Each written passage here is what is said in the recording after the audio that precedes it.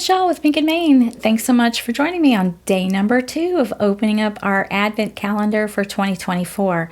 Let's take a look at what's in our bag for today.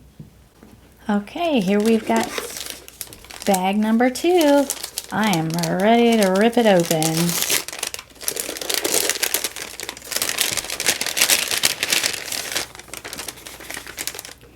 All right, let's see if I can put it on the back here. So day number 2, we have an adorable stamp set. It says happy birthday.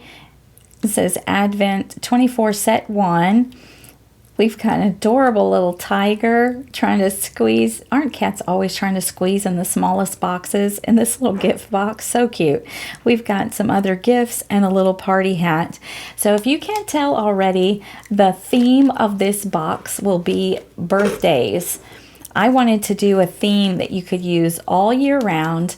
I thought about doing Christmas, and I thought, we're opening it all the way up to Christmas, and then we're going to get to Christmas, and then we're not going to be able to use the kit for a while, right? Because it's Christmas and then it'll be done.